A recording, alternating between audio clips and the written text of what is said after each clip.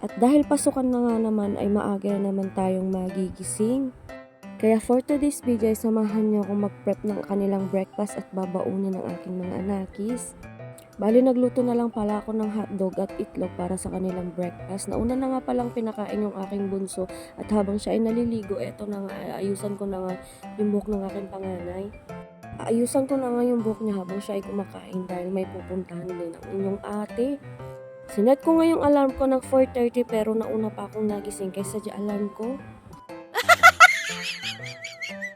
Ganun na nga yung oras na sineset ko para naman mas mahaba yung oras ko ng paggawa ng aking mga gawain sa umaga. Una kasi ay nagpapakulo pa ako ng mainit na tubig para sa panligo ng mga dalawang bata. At habang nagpapakulo ako ay nagsasaing na nga rin pala ako sa loob ng kanilang babaunin. Ay naayusan ko na nga ng buhok ito para mabilis siyang gumalaw kasi naman napakabagal nitong magsuklay. Kasi sobrang haba ng kanyang buhok ay nahihirapan siya. Kaya ako na nga lang ang nag-aayos ng kanyang buhok. Bali yung aking bunso ay nakaprepare na nga at naantay na nga lang yung kanyang ate. Natapos na nga kumain at natapos na nga rin ayusan yung buhok ng aking ate ay naman ay ang aking bunso iayos ko na nga ang kanyang bag. At para makapasok na nga sila sa school. Itong bunso ko nga pala ay malapit lang naman yung paaralan dito. Wala pa nga isang minuto ay makakarating na nga sila sa school. At ang aking panganay naman ay sa bayan na nga siya dumapasok. At bali dyan ay nahatid pala siya ng aking kapatid. At pagkatapos kong gayakin yung dalawang bata ay ako naman ang magagayak dahil nga may pupuntahan din kami. At dahil maaga nga kaming natapos maggayak ay ngayon sabi nga ng aking bunso ay tingnan niya nga muna yung kapitbahay namin. Bali yung kapitbahay namin ay kaklase rin niya. Kung tapos na nga rin palang silang maggayak. Bali nagsasabay na nga rin silang pumapasok sa school. At dumating na nga rin yung kapatid ko para nga ihatid yung aking panganay. At habang kami nga ay paalis na nga rin ay ayan, papunta na nga rin kami sa pupuntahan at pagtatrabuhan namin. At dahil nga nabigyan ako ng pagkakataon na makasali sa tupad kaya naman maaga pa lang ay pupunta na kami doon para maglinis. Nagmotor na nga lang pala kami para mabilis kami makarating doon sa pupuntahan namin.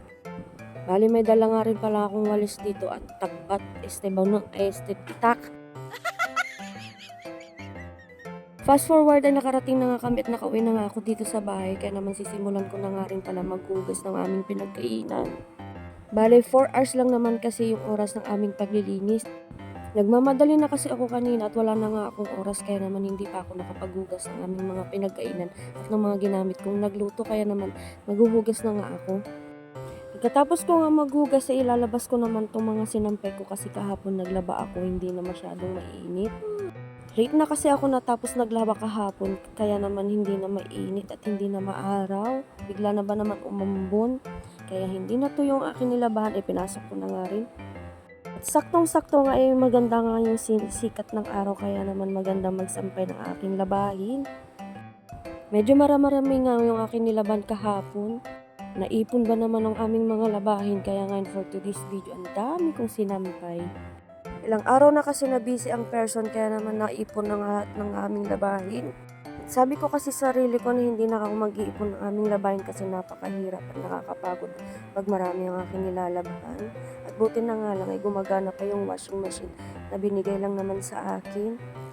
Pagkatapos ko nga rin palang magsampay ay nilabas ko na nga rin palang tong isda kasi gagawa nga ako ng pindang na bangus para naman may inuunting baunin ng aking anak para hindi naman laging frozen.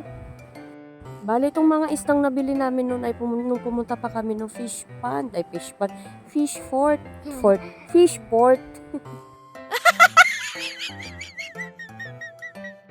At habang hinihintay ko nga ma-defrost yung aking pinlulutuin at gagawing pispan na naman yan. George Pindang, inya kametan George. At habang ako ay naglilinis nga dyan, ay shoutout ko may nag-iisang nagpapa-shoutout sa aking video. Shoutout naman idol.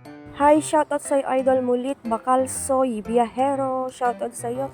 Thanks po sa panunood. O siya, hanggang dito lang ang aking video. Salamat sa panonood. Bye!